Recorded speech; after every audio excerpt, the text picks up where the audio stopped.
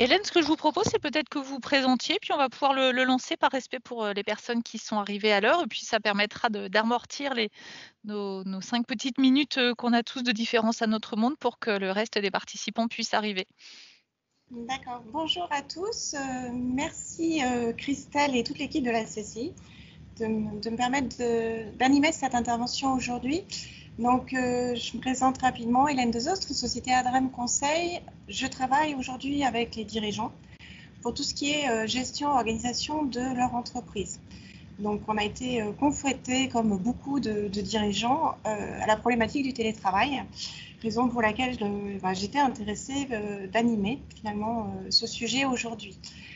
Ce que je vous propose, c'est dans un premier temps de démarrer avec un peu un balayage de tout ce qui se fait au niveau télétravail, de tout ce qu'on a appris en 2020, puisqu'on a quand même expérimenté plein de choses en 2020 par rapport au télétravail, et de voir ce qu'on peut finalement garder pour 2021, et ce sur quoi il faut être vigilant, puisqu'aujourd'hui, c'est quand même une charge de travail et une charge mentale supplémentaire pour les dirigeants. Donc il y a quelques règles à respecter, il y a quelques bonnes pratiques à mettre en œuvre, et puis on peut derrière vivre plus sereinement cette année 2021. Voilà. Je vous propose de... Ah, j'ai une petite intervention technique. Donc je vous demande 30 secondes. Je mets un petit casque, on entend un petit bruit de fond. Ah d'accord, c'est la ventilation, Oui, je pense. Okay. Alors, petit ajustement technique, est-ce que vous pouvez me confirmer? On vous entend pardon, très bien Hélène, et c'est plus agréable, il n'y a pas ce bruit de fond du chauffage, je pense qu'on entend. Je pense que c'est tout simplement la ventilation, oui, effectivement. Ouais. Merci. Merci Marie. Impeccable. Écoutez, je vous propose qu'on démarre donc cette présentation, et l'idée c'est que bien évidemment vous puissiez poser vos questions dans le chat, et on prendra un peu de temps sur la fin de la présentation pour répondre à vos questions dans la mesure du possible, si j'ai les réponses bien évidemment. Donc dans un premier temps, j'aurais voulu balayer les enjeux du télétravail. On a surtout compris les enjeux à court terme dans cette année 2020. On a pris conscience des enjeux à court terme, puisque très rapidement, il a fallu retrouver un rythme de travail structuré, le quotidien, et coordonner le travail d'équipe. Mais au-delà de l'enjeu, je dirais, de l'activité, il y a des enjeux humains qui sont ressortis très rapidement concernant la sociabilisation, le maintien du lien social du salarié par rapport à son équipe et par rapport au fonctionnement de l'entreprise, puisqu'on sait très bien que les interactions sur les pauses, les interactions le matin et le soir sont des éléments de sociabilisation et de bien-être au travail des salariés. Et le fait de ne plus pouvoir faire le tour du bâtiment pour dire bonjour à tout le monde, avoir quelques mots d'échange, faire les pauses café, les pauses cigarettes pour ceux qui fument, eh bien, ça a un impact psychologique sur le salarié. Et donc, on a découvert qu'il fallait, en tout cas pour les managers, travailler sur la prévention de l'isolement du salarié. C'est quelque chose c'est un enjeu vraiment à court terme, parce que dès le départ, on voit certains salariés qui s'isolent, on voit certains salariés qui se referment et des comportements qui changent. Et ça fait partie du rôle du manager ou du dirigeant, et ça fait partie des gros enjeux du télétravail que de maintenir ce lien social pour éviter soit un décrochage, soit une suractivité du salarié, parce que finalement, il n'a pas ces ruptures dans la journée liées aux différentes pauses qu'il pouvait avoir en présentiel, et ça peut avoir un impact sur son moral. Au-delà des enjeux à court terme qu'on a très vite identifiés, je dirais, sur le premier confinement, et que pour la plupart, les dirigeants et les managers ont réussi finalement à maîtriser avant le deuxième confinement, on a des enjeux qui sont des enjeux à plus long terme et qui ne sont pas anodins pour les entreprises. Alors, il y a du positif comme du négatif, c'est toujours la même chose. À moyen terme et à long terme, il y a des enjeux économiques, bien évidemment, sur la pérennité de l'entreprise, de la pérennité de l'organisation. Le dirigeant et le manager se doivent d'organiser l'activité et de faire en sorte que finalement, toutes les activités critiques de l'entreprise soient faites en télétravail quand il est à 100%. Et quand il n'est pas à 100%, il doit s'assurer qu'entre le temps en présentiel et le temps en télétravail, il optimise en fait ces deux modes de travail différents pour couvrir finalement toutes les activités de l'entreprise. Ça peut être aussi un avantage concurrentiel. On s'est rendu compte que le télétravail, en fait, donnait des possibilités financière à l'entreprise qu'elle n'a pas dans un mode de fonctionnement classique. Alors, qu'est-ce que j'entends par possibilité financière? D'abord, au niveau de la gestion de la surface des locaux. Le loyer est l'une des premières dépenses après les charges sociales en général des entreprises. Et donc, il y a un enjeu financier qui n'est pas négligeable en fonction des villes, je dirais, en fonction des zones dans lesquelles on se trouve. Les loyers sont plus ou moins chers. Et il y a la possibilité de repenser en fait sa surface d'organisation en intégrant en fait l'absence du salarié quand il est en télétravail. L'absence des locaux, j'entends, pas l'absence de l'entreprise. Donc, certaines organisations se posent aujourd'hui la question de reconfigurer leurs locaux ou de délocaliser leurs locaux ou de rendre des surfaces pour pouvoir avoir une économie financière ou pour pouvoir optimiser la surface du bâtiment différemment. Donc ça, c'est un enjeu. Ça va se construire sur le plus long terme. Il y a eu des expériences il y a quelques années, en particulier en région parisienne, où les surfaces sont très très chères. Certains grands cabinets d'expertise comptable avaient opté pour le bureau nomade, c'est-à-dire que le salarié arrivait, prenait son caisson, bon, c'était un peu anonymisé, il prenait son caisson, il allait à un bureau, il travaillait, il mettait tout dans son caisson, il restituait son caisson et ils avaient réduit la surface au minimum. Ils sont revenus en arrière parce qu'ils se sont rendus compte que la dépersonnalisation totale du lieu de travail avait un impact sur la productivité. Donc, il y a des enjeux économiques, il y a des réflexions à avoir par rapport à la surface des locaux pour une optimisation financière du loyer, mais voilà, il y a un équilibre à trouver. On ne peut pas aller d'une extrême à l'autre et dépersonnaliser complètement les bureaux. Il faut avoir ce sentiment d'appartenance. Il faut maintenir ce sentiment d'appartenance. Et donc ça, c'est des enjeux qui se construisent dans la durée, dans l'échange avec les salariés, voir comment ils se voient intervenir dans l'environnement, dans l'établissement. Et essayer de construire un modèle en fait entreprise par entreprise où chacun peut se retrouver et finalement l'entreprise peut optimiser sa surface. Un des deuxièmes enjeux qui est beaucoup plus humain, je dirais, c'est que le fait de pouvoir organiser son activité en télétravail et en présentiel, parce que je suis quand même je suis une inconditionnelle du présentiel. Je pense que, voilà, je vais donner mon opinion tout de suite. Je pense que le télétravail est un outil très intéressant et pour le salarié et pour l'entreprise. On y reviendra tout à l'heure.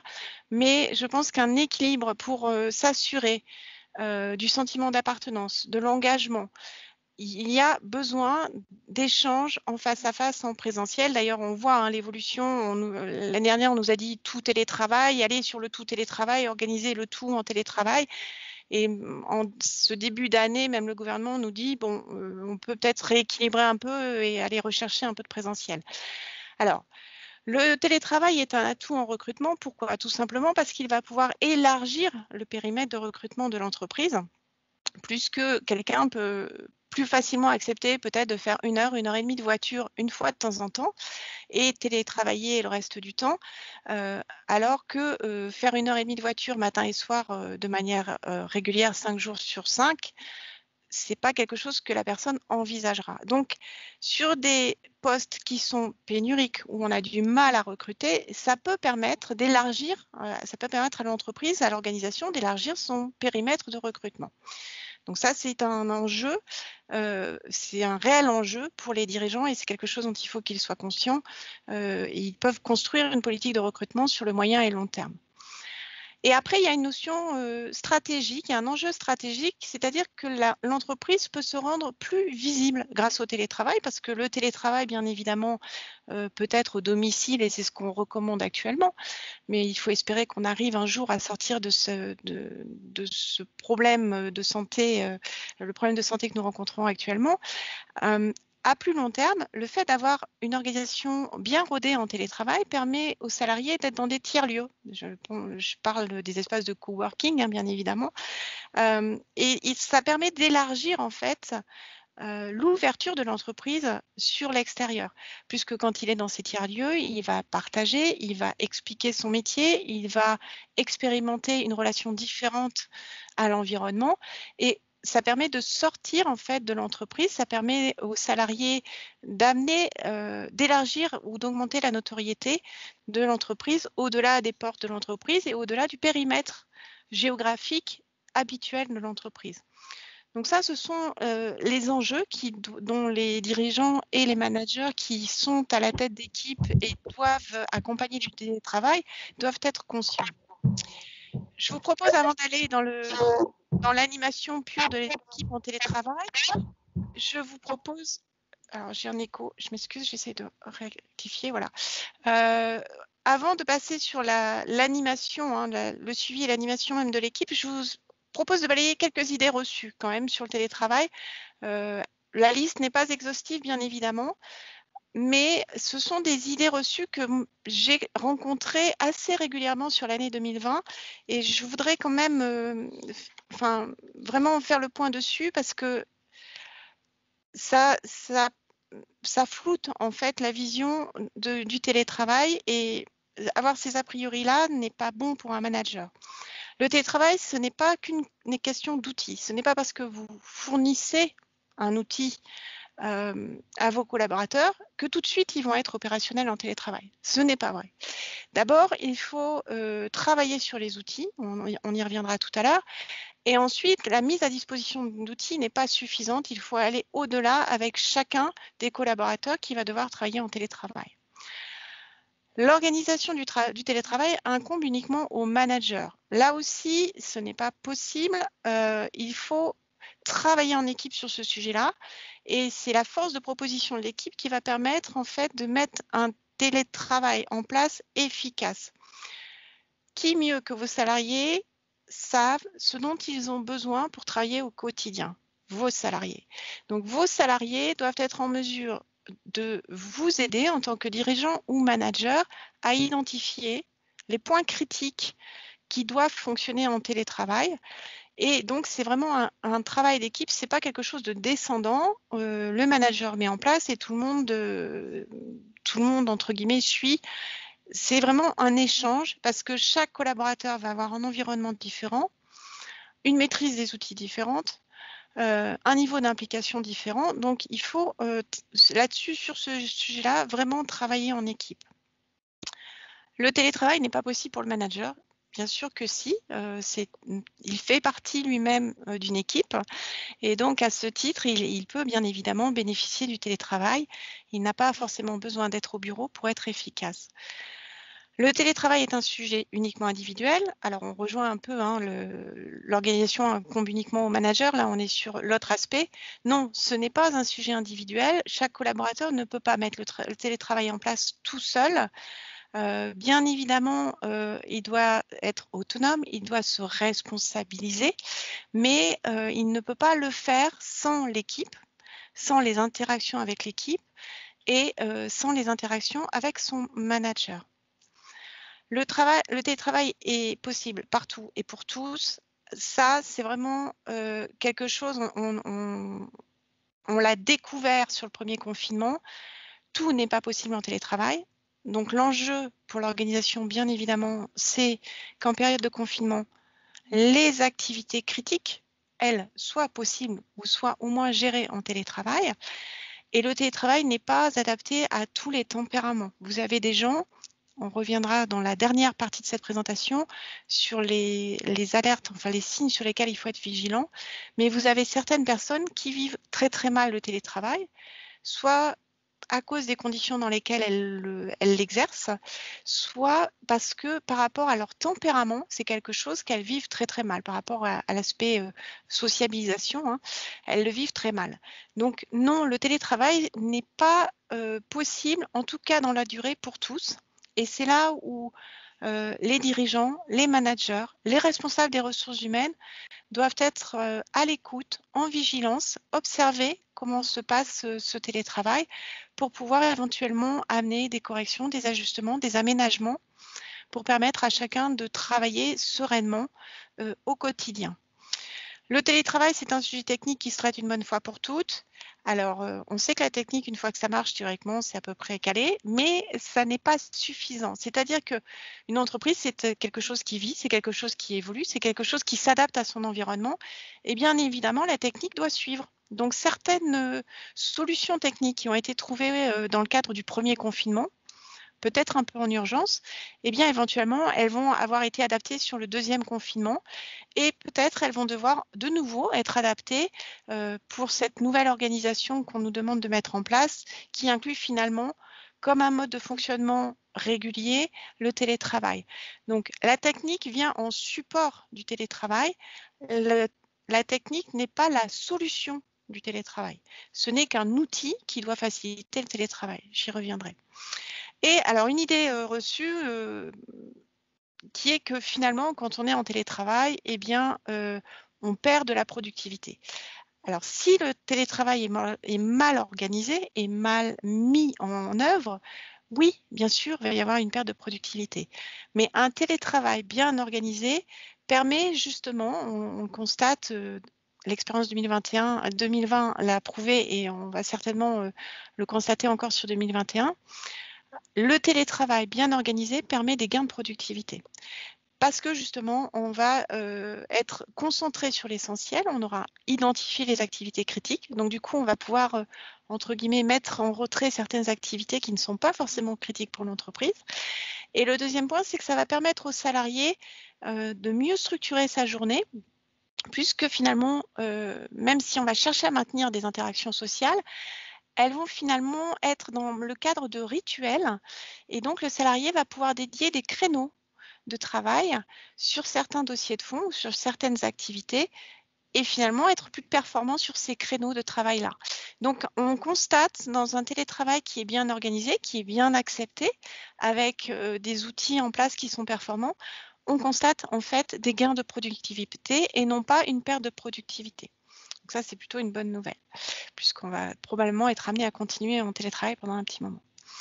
Donc, après avoir balayé quelques idées reçues et de vous avoir peut-être rappelé les enjeux de la mise en œuvre du télétravail, je vous propose d'aborder le suivi et l'animation des équipes et des collaborateurs à distance par trois aspects: les outils, l'efficacité et l'animation.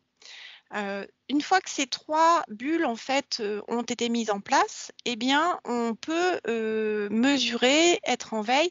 Le télétravail a été structuré, comment dire, diffusé, expliqué, coordonné au sein de l'entreprise.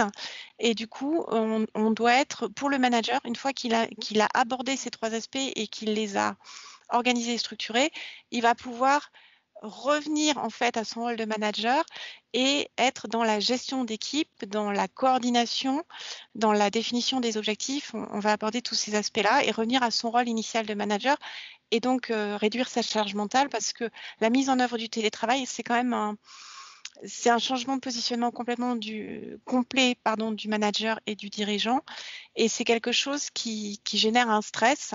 On l'a constaté sur les managers et les dirigeants sur le premier confinement.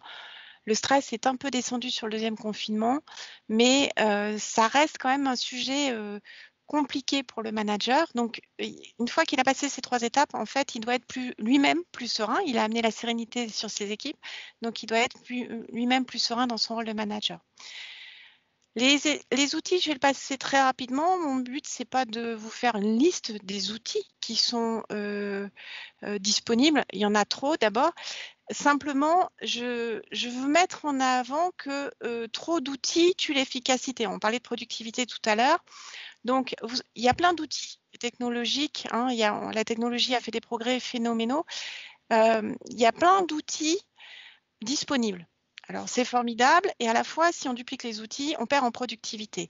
Donc, bien évidemment, on va s'appuyer sur ces outils, que ce soit la réunion, que ce soit la messagerie instantanée, la messagerie classique, qui est quand même une base dans toutes les entreprises pratiquement maintenant, le téléphone. Alors, quand je parle de téléphone, je parle d'appel, voilà, sinon je parle de messagerie, et les visioconférences.